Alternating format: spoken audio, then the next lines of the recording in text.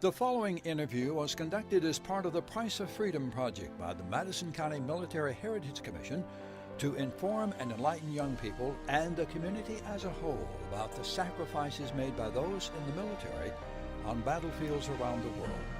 We wish to thank the Huntsville School System and the Lehigh Broadcast Center for their help in presenting this military heritage program. Hello, I'm Tom Kennemer. Welcome to our Price of Freedom interview series. Our conversation today is with Bob Karwoski, retired major who served 22 and a half years in the U.S. Air Force. He is recipient of 2 awards of the Distinguished Flying Cross, 21 Air Medals, and the Purple Heart for wounds he received while serving in the Republic of Vietnam. Bob served as a navigator on both the C-130 gunship and the B-52 bomber. He was inducted into the Hall of Heroes in 2009 and presently serves on the board of directors of the Madison County Military Heritage Commission. Bob, it's a pleasure to have you with us, sir.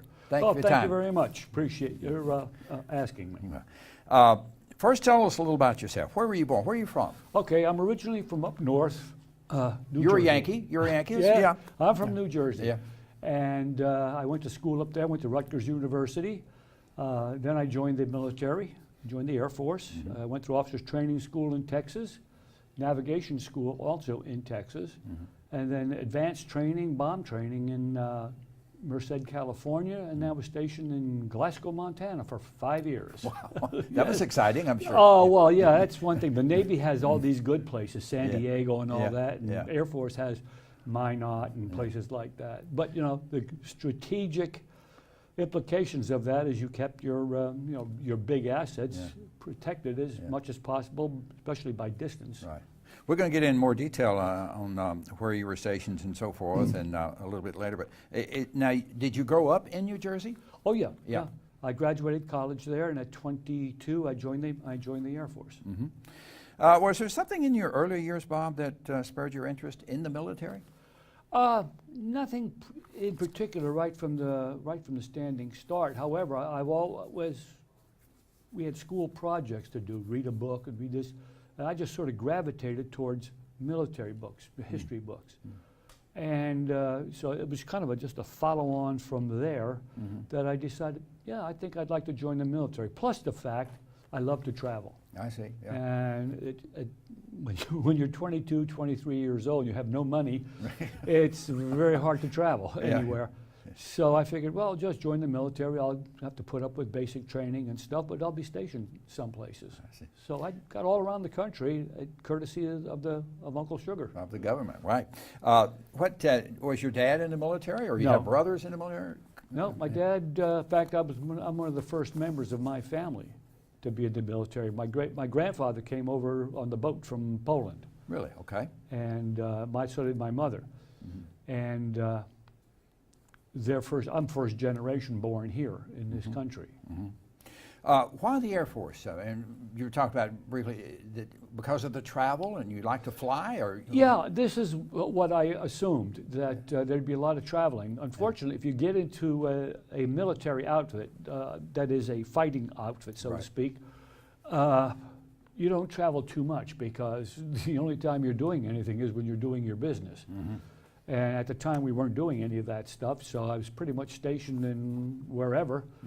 And then if I wanted to go someplace, I either took leave and got on a commercial airliner and go here or there, or I drove. Now, one of the advantages of being up there in Montana where I was like Yellowstone Park, Grand Tetons, some of the most beautiful parts of our country are out there. Scenic, very scenic. Yeah. Bob, tell us about your experience in basic training, and when did you decide to become a navigator? It was kind of decided for me. I wanted to fly, and the pilots' slots were all filled, and all that was left was navigation. And some guy came in and he said, well, we need navigators, and here's what, you get to do go to the same place the pilots go and everything. Somebody's got to tell them how to get there. Right. That's a very responsible job. And so I said, okay. Well, then I ended up going to the Strategic Air Command, where you not only navigate aircraft, you work weapons systems.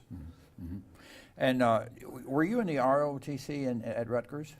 No, I went through, I was 92 under. I went through officers training school at Lackland Air Force Base in Texas. Okay. Now, what were some of your duty stations before going to Vietnam? Or did you go right out of navigation school? Well, right out of navigation school, we went to Central California at Merced, where I went through advanced bomb training, and then up to Montana. And then that's where I stayed virtually the whole time until, the first time overseas was when the Vietnam unpleasantness began, and they started deploying B-52 bombers over there. So each wing in all of SAC had their turn, so to speak, to go over and get blooded, for want of a better way to describe it. And then we got back, and next thing we know, the Navy lost the Pueblo. Right. And we deployed immediately to Okinawa with the idea we were going to stress our points with North Korea that we want our people back and we better do it quickly, and that we've got the firepower to do it. We got the people back. We came back to Montana, and it was found that the base was kind of extraneous anymore. So they closed it, and I ended up in upstate New York doing the same work on a different model aircraft. I flew D models, B-52s in Montana. I flew G models, later version? Yeah, later version out of upstate New York, Griffiths Air Force Base, outside of Rome, New York. Where were you stationed at? More than one place while you served overseas? Were you like in, didn't they have some of the B-52 bases in Thailand or Yes, Laos? I ended up there for 30 days one time. What happened was our aircraft broke. It's the best way to describe it. So we landed there, and they repaired it, and they said, well, we could probably use an extra crew to fly some of these short-term missions out of here. That was Thailand. Yeah, that was out of Thailand, at Tan Son Nhut, or not Tan Son Nhut, but Utapao, Okay. South Thailand. Now, what are the advantages to that? Of course, I had the privilege, and I really believe it was a privilege to support your brethren in Marines Right. at Khe Sanh during that unpleasant. Right. I had about probably 10, 15 missions to there. That was like 1967. Whenever in that Khe range. Sanh, Right, whenever yeah, Khe Sanh was, that's right, when it yeah, was. yeah. And the beauty about that whole thing, about the time we took off out of Utapao to head towards Khe Sanh, we were already doing our bomb equipment checks and everything, because we took off, struck our targets, and we're back on the ground in 2.5 to 3 hours, which was a nice mission. Right, yeah. Nice and quiet. Not 8 hours. None, 8. Yeah. Boy, don't you wish? Yeah. Most of them were 12, 14. Oh my gracious. Oh yes, they're very long. And the B-52 is a very well built aircraft. Boeing did a marvelous job in that, except it was not comfortable. This is not a 747 with reclining seats and everything. Yeah, cramped. Yeah, it was. Well, the seat is cramped, and you got to strap in because you're sitting in an ejection seat. Right. And so consequently, you have your parachutes and your safety harnesses and a helmet and oxygen mask, because you got to be prepared. We have sudden pressure differential. You got to get that oxygen on right immediately. Yeah. Bob, you saw Vietnam mostly from the air. Describe the country as you recall it. Well, coming in, especially coast in from Guam, where many of my missions started, it was just a beautiful. You could just see miles and miles up the coast, and the beaches were just so pristine. You could just sit there and say, "My God, if some hotel company ever sees a place like this, they'll make a killing." Right. Just beautiful beaches. Yeah. Probably as good as anything that you see in South Alabama. Around The coastal around area. the coastal Right. area is just absolutely gorgeous. And you flew on at least two of our biggest aircraft, the C-130 and the B-52 bomber. Tell us what that was. You discussed it a little bit, but tell us a little more about what it was like in your duties aboard those aircraft, like from start to finish. You had to get up pretty early to get started on these missions. Well, yeah. Generally speaking, a typical mission from Guam to Vietnam and back, the actual flight time was anywhere between 12 and 13 hours, depending upon where the targets were located. But we had to go through target recognition, so we had to be at the shop 5 hours prior. Then we went through target recognition, all the necessary paperwork items. One of the things that we had was the rules of engagement, what you can and can't do. And then it took 2.5 hours to pre-flight the aircraft. Then you took off, flew the mission, came back, and then an hour and a half to debrief in case the aircraft, if they had write-ups or problems, you had to write those up and sit down with maintenance. And then you go back and sit down on a, believe it or not, on a concrete chair. It was just so comfortable. No cushion. You had a cushion, And maybe. and it was just so comfortable with a cold beer. I see. It was a place that we called Gilligan's Island. Uh-huh. And that's all that they had, beer and chili dogs, which Yeah. I could not stand a chili dog, but these guys would just scarf those things down. Wow. Yeah, no accounting for anything, is there? But so that was a long day. It's a 20 to 24-hour day. Yeah. And what altitude would you normally fly on those missions? Anywhere from 31 to 35,000 feet. We were just out of range of almost all the anti-aircraft artillery, with the exception of the missiles. And there were no missiles down on the south end when we were supporting the Army or Navy or Marines in Vietcong or whatever. Right. Although they would drag radars down there and turn them on and make believe they were shooting at us. And every once in a while, now it never happened to me, but every once in a while they did. They did take a shot at you. Every once in a while, a MiG-21 would suddenly appear out of nowhere. And fortunately, our Navy guys sitting off the coast would spot those guys taking off immediately, and they'd warn us. Yeah. And we had F-4s. Hello. Good. Hello, Ivan. Helping Come out. on up. Joining the mission. Yeah. Right. Bob, you formed lasting friendships in the service, I'm sure. You still stay in contact with many of those friends? On and off, almost all the people that I know, we scattered all over the country. Right. One of the guys I worked with in my last job, a dear, dear nice man, he lives out in California, which is within driving distance of where my daughter and her husband lives. I see. So when we visit them, we always give them a call and take a 2-hour drive up there and spend a day or two with them. I have another friend who lives in South Carolina. And other than that, most everybody I knew either retired at their last duty assignment, which was upstate New York, or wherever decided they wanted to go. Bob, I'm sure that you lost some friends over there too. Is that correct? During some of the missions? Yeah, we did have some people get lost, unfortunately, and that's unfortunately that's the nature of war. We're dropping bombs on you, and they're shooting back at us. So I guess it's sort of fair, depending upon which side you're looking at. I see. When you had some free time, you and your fellow officers and crew members, say after a mission, what did you do? Well, depending upon what You didn't eat the chili dogs, right? No, I did not. No, chili. No, I took one look at it. Those are the ugliest things I have ever seen. I just can't believe it. But anyway, the beer was nice and cold, Right. and it was American beer. Or every once in a while, we were lucky we'd get what they call San Miguel, which came in from the Philippines, and that was pretty good stuff. But once we got done, if it was daytime, I'd get on they had a bus. You could get on the bus and go downtown to downtown Agana. And some of those areas, and it was This was in Guam. so in Guam, Guam, right. and it was Guam was a nice place, Right. Yeah. and I thoroughly enjoyed my time there. But as I say, I enjoyed traveling, and I wanted to see what was going on, and I wanted to see it myself, not through some third party. Like when we travel here in this country, I've traveled all around. One of the things I always do is turn on the local news program to find out what's exciting around here. Right. I mean, it's amazing when you start getting excited about how many bales of cotton you're going to push, or if you're out in the center part of the country, how much hog bellies are going for, Right. and what the milk prices are, or what's going on with the wheat industry, and amazing. Just sit there, my God, what a marvelous country we have here.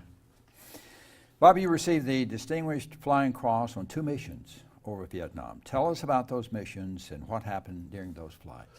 Well, the one was flying an AC-130 gunship. This is the one where I also got my Purple Heart. We went out and up there in the 130s, we flew at very low altitudes, less than 5,000 feet, because you had to get close enough to see the enemy. Right. And of course, they could see us.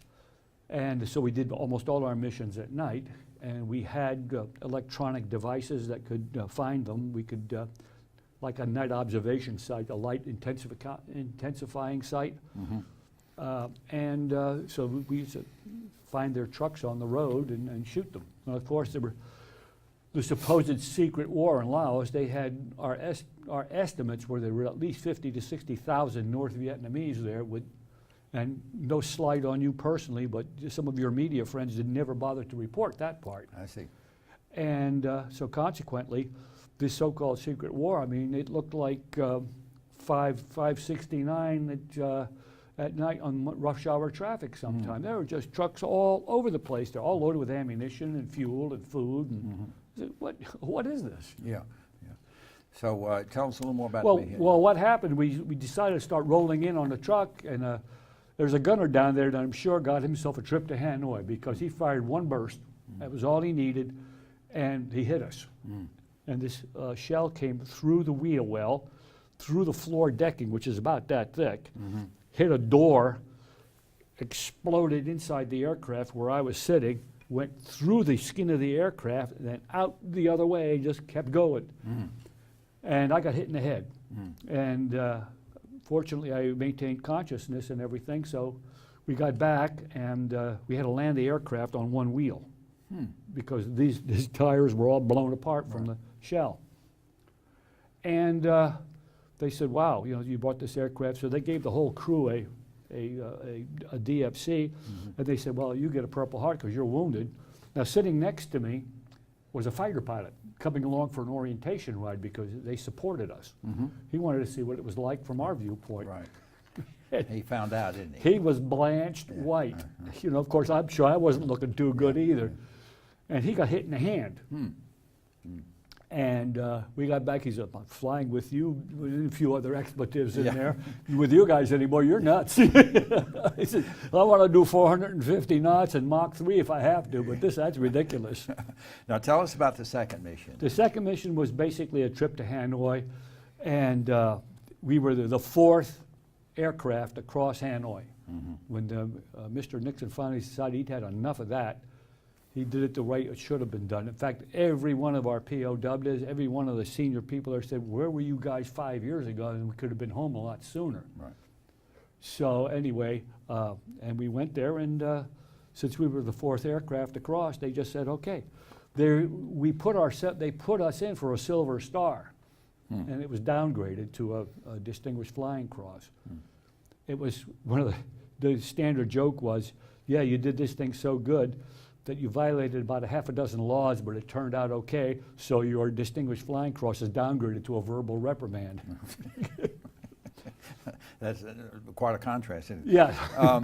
Now, do you have any lingering effects from your wounds? No, none at all. It was, fortunately, I will say this, I'm very fortunate. I didn't get anywhere injured as bad as some people did. Now, I work out at the gym, and there's a gentleman there with a leg, a false leg. Right. He got really injured. Right. And I've talked to, and in fact, 2 years ago, I believe we inducted a gentleman into the hall. I think he had a prosthetic leg too, or was it last year, or 2 years, 3 years ago anyway? Yeah. I think sometime thereabouts, yeah. One of those gentlemen has a prosthetic leg. Bob, how would you describe to young people what it's like to serve in war, the thoughts you have of possibly being killed or wounded in battle? It's, first of all, it's what most of us consider a professional attitude. You know, you walk in and you sit there and say, okay, is this a possibility? Yes. Are you going to go out and do something silly to make it happen? No. So then you do what you need to do. For instance, your service, you were in the Marines, they have a deal where none of your guys ever get left behind.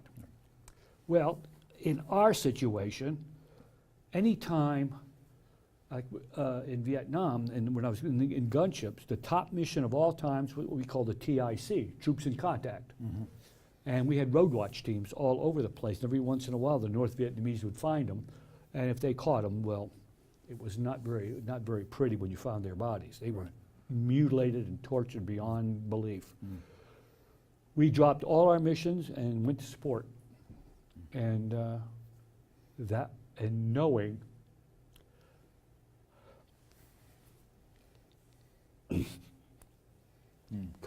never mind. Yeah. You leave it. Knowing that there were Americans in trouble and they needed me. Right. I went you had for to lend a hand. Right. Yep. Yeah. Bob, that apprehension and concern was with you and your crew members for each mission. I mean, how did you deal with that? It's just something you do. First of all, again, as I say, it's the professional attitude. You got a job to do, okay? Your orders are to do this. And the thing that most Americans don't realize is that we just don't get on an airplane, drop a bomb because it's the thing to do. Right. Is the target worth the trouble? Right. First of all. Secondly, is the target near anything where somebody might get hurt, some civilians might get hurt? Right. So consequently, this is what they call the rules of engagement, which I'm sure your guys probably did too. You can't do this and you can't do that. On gunships, for instance, you couldn't shoot at homes. You never shot into a house because there were a lot of Laotians they just wanted to be left alone. They want to burn their fields down in the springtime. They want to plant their rice. They want to push their water buffaloes around. They want to just everybody go away and leave them alone, let them live their life. Yeah, and so you have all these trucks coming through with all the, mostly run by the enemy. Right. And so you didn't shoot near towns because you might hit a local civilian, which we tried very, very hard. Surprisingly enough, we pulled off many targets because we weren't exactly sure what the tight tolerances were and how close we could get without hurting somebody. So we just decided, well, we abort this one, we'll go somewhere else. And when they pick the targets, they do the same thing. If they're way out in the middle of nowhere, like a ammunition site or a truck park or something, then it's Katie bar the door. Here, we're coming. And so consequently, it's just a matter of professional attitude. In most instances, we were well above anything that could hurt us. In gunships, of course, we weren't. Right. We were way down there, 50 caliber or something that went right over the top of the canopy, and that's an interesting sight. Yeah, I can imagine. Yeah. Bob, I ask all of our inductees and people that I interview, is it okay to be afraid or scared during combat? Yeah, if you're not, there's a military saying: never share a foxhole with somebody braver than you are. So consequently. Yeah, but you do what you have to do. Yeah. And there's, everything in life is a calculated risk. Right. Your guys at Quezon, they left their perimeter from almost all the time, knowing that there are bad guys out there. Right. Well, we did the same thing, only we just did it from the air. Right. And so, we'd fly to an area, like there was a city in central Laos called Chapone. It was what they call a flak trap. They had more guns there than they probably had around Hanoi. Just every place you looked, it looked like 4th of July if you flew anywhere near that. So there were some areas where if your capabilities were such that you could try it, fine. But you don't risk a multi-million-dollar aircraft and 12 aircrew to chase one truck. I mean, that's... Yeah. So you use common sense, and you approach everything with the idea that let's do it the right way. Let's do it once. Let's get the job done so we don't want to have to come back here anymore. Right. Bob, share with us what or who prepared you to take the actions for which you received your awards for valor. Was it part of your upbringing, or how did that? No, it was just that it was a job that had to be done, and you did what you had to do because the other people were depending on you. Right. If I didn't do my job, we wouldn't find the targets. When I was sitting over in the other seat, if we got to the target and I didn't do my checklist properly, I couldn't possibly release the weapons correctly, in which case, the one thing that I do remember was one guy misplaced a switch way back when, and his weapons went right through a Cambodian village. He made a mistake. About 100 and some odd people got killed. So this was part of the problem. You had to do it every single time the correct way. Double check disciplines, and myself and my navigator, when we flew, I would throw a switch and he'd say, I can't see it. I'd say, so I'd move back and let him look. Okay, it's properly positioned. Here's another switch. Do this. And he'd look. And I'd say, okay. So we always cross-checked each other. Right. Do you often wonder, would you do it all over again if you had to? I would do it quite a bit differently. I think probably what I would have done was probably try a different type of ground job. I had a science background, so I would have been qualified to get into the science portion of a lot of the Air Force training, and then fly as a scientist rather than as an air crew member, just for job satisfaction more than anything else. I would have traveled not near as much. Would I have seen a lot of combat? Yeah, because I would have been a ground controller of some kind. That would have been worse. I'd have been on the ground. So you take your pick. Yeah. Now talk about your career after Vietnam. How much longer did you stay in the Air Force, and what were your duties and where were you stationed? Well, while I was in the Air Force, I actually ended up going back to Strategic Air Command, and I ended up in upstate New York, where I finally retired. Okay. And then I was trying to figure out trying to find a job. I was not that old. And so consequently, I got a job. I came down here, opening came down here at Boeing. I see. And I worked for Boeing. So how long did you work with Boeing? Well, I was on and off with Boeing. I was downsized out of one job. I got back onto the space station. That got downsized. I was not a guy you want to hire if you want to keep your job going, because every job I got to was downsized. Right. I was moved into another job, and the Army said, okay, we're going to run this contract, and the Army said, no, you're not. So that job went out the window, and then they decided, well, we're going to send you up to Philadelphia, up to Ridley Park, and I worked with them for a while on the V-22, the swing wing aircraft, which was very interesting. I was the only non-engineer in this whole thing, but I was the only guy that understood what the mission would be like. So anytime they had a question, I'd say, well, what do they do when this happens? And I'd say, well, we do this and we do this. And I wrote some checklists for them. And then Boeing decided to downsize, and they got rid of 10,000 people. And I shouldn't say it that way. They gave 10,000 people the opportunity to take early retirement, or you get laid off and get nothing. Hey, this is not a problem area. I think I can find this out. So I took the retirement, and then I ended up back in upstate New York at Griffiths Air Force Base as an environmental manager. And I managed that for 3 years as they were closing the base. And it was a very eye-opening experience. You know, there's a lot more at an airfield than you can possibly imagine. And I'm walking through these tunnels. Where do you put these stupid tunnels? You know, all the airports have them. Well, I didn't know that, so now I do. Now you do. Yeah. Okay. Now, during this time, you had been married, right? Oh yeah. Yeah. Okay. And talk about your family a little bit. You have how long you've been married, and how many children you have? The last time I had one of these interviews was a couple of months ago, and it turns out the day of the interview was my 48th wedding anniversary. Is that right? Wow. It was just happened to work out that way. Okay. Now, if you want to know something else, today's the 3rd of December. It's my birthday. Is that and right? I'm not Congratulations. Tell you how old Happy birthday to you, Bob. Thank you. No. So, what was the original question? I'm sorry. I just well, blew that. just tell us about, talk about your family. Yeah. My wife is a wonderful, wonderful woman. She's a fine military wife, and I just dearly, I don't think I could have done any better than what I did. Right. Yeah. And I've got 2 children. My son is an engineer, and my daughter is a full captain in the Navy. So she outranks me. Yes, ma'am, and no, ma'am, right? That's about the size of it, except, wait a minute, I'm still dad, and don't you ever forget it. So how many grandchildren do you have? I've got 3. There's 2 sons and 1 granddaughter. Yeah.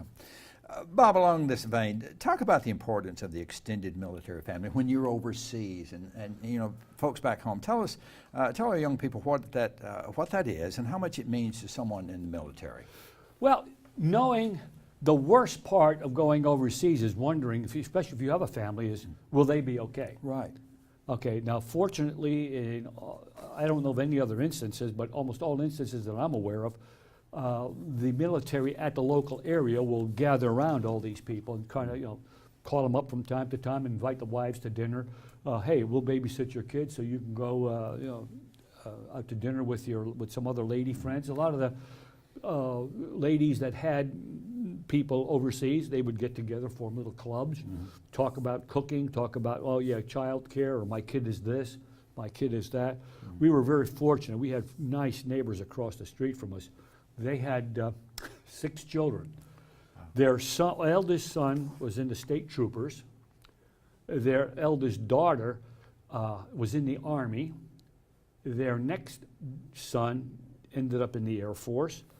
The next daughter ended up sending one tour in the Army. Their next youngest daughter ended up in the state troopers, New York. And the last young man, I believe he's a full colonel in the Air Force today. So they're a very, very patriotic family, I would say, to begin with. Looked after each other, didn't you? Oh, yes. Oh, absolutely. You have to. Yeah. It's almost impossible to do a lot of this stuff alone. Right. Have you ever visited the Vietnam Wall in our nation's capital? Yes, I have, twice. And your impression? Well, the first one was just, phenomenal, because I looked around in there and just, they did a marvelous job on that. But the second time I went was even better, because I was part of the Heroes Flight, for the World War II vets. Right. And I was with this gentleman. I was responsible for 3 gentlemen from this area, all their names were Smith. Really? I swear this. Now, when we got to Washington, they had their local group that would pick 2 of these people up. So I was responsible for one guy when we got there. And he was a real nice man. He was just ever so pleasant. And finally, and we were told, take care of these guys, stay with them, don't let them. Right. So finally he said, stop hovering over me, leave me alone. I said, well, they told me to do this. He goes, look, I'm healthy, I can get up. I said, well, one of the things I'm supposed to do is get you your meal. They had a meal there. Yeah. So you have to stay here, or else I'm in trouble.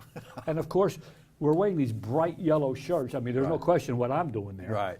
So I get them the meal and everything. We finally go to the one of the World War II memorials near the Lincoln Memorial. Right. And he's sitting down, he's talking with another gentleman who's also a World War II vet, and they're swapping war stories, so I'm standing around. His hero, he's standing around. So finally, the one guy turns around and he goes, can you guys go away? Leave us alone. So my Mr. Smith, as I say, he was a nice man, but he said, hey, the Vietnam Memorial's right there. That's your war. Why don't you go visit it for a while? Let us alone. Go away. They wanted to talk among themselves. Well, they were these fine, the greatest generation that did things by themselves. Right. This idea, and they didn't depend on anybody. They just, God's sake, leave us alone. I'm healthy. Bob, what is your favorite memory from serving in the military? The troops in contact thing that I told you about. Okay. Knowing that these guys got home, because I couldn't figure. They never did. Never did figure out if those guys. We had to leave them because we were running out of fuel. And it turns out those rascals, what they did was when we laid our first bursts down there, the enemy ducked for cover. They grabbed their packs and ran right through the middle. Wow. And just kept right on going. They beat feet. Get out when you can. That's right. And of course, it's dark. Right. And they beat feet, but they kept talking to us because they had and I kept thinking, well, they're still there. Well, by the time we pulled off, they were probably about 300-400 yards away, and they said, hey, thanks, we appreciate it. I said, I hope they're going to get back okay. Well, it turns out we talked with our intelligence people. They did a little checking. Oh yeah, those guys, they went way down the road. They got picked up by a helicopter. They brought them home. Outstanding. Yeah, so that I really felt good about that one. Good. Bob, you've served in war. You've seen war movies. Do you think war is depicted accurately in most of the movies you've seen? Some of them, yeah. Now, a lot of the stuff is they don't show the tedium in some instances, the impression of closeness, like if you're into like a submarine movie. Now, I've been on a submarine. I've been on a World War II type. I've been on a World War I, one of the what they call the S-boats. I have been on one of our nuclear subs, the John Adams. And those S-boats and those were even World War II. I mean, you're really cramped. Oh, golly, yeah. Yeah. The nuclear sub, for instance, their attitude is the reactor has first priority over everything. So quite often they'll go days without a shower because there's not enough water. Right. No, I didn't know that. Yeah. You found out though, right? Oh, yes, yeah. So everything's not entirely accurate as far as Yeah, the Saving Private Ryan I thought was very realistic from, at least from my viewpoint of the ground war. Yeah. I thought that We Were Soldiers Once, the one with Mel Gibson, was very, very accurate.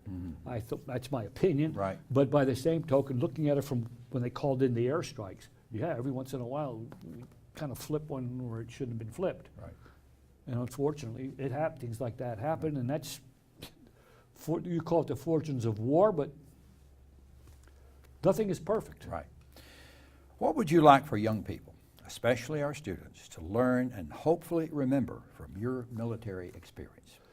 Well, that if you're going to get into a war, first of all, you better have a darn good reason for it. And secondly, you better figure out how you decide to want to get out when it's all over, assuming you have won, you know, because you're running around, you're wasting billions of dollars of treasure that could best be used for repairing highways, bridges, building schools.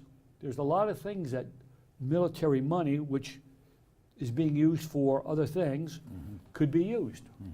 And if it wasn't necessary, that's the problem. It becomes necessary. We have ISIS running around the countryside. We have Boko Haram. Of course, unfortunately, yesterday, that business out in San Bernardino. In California, right.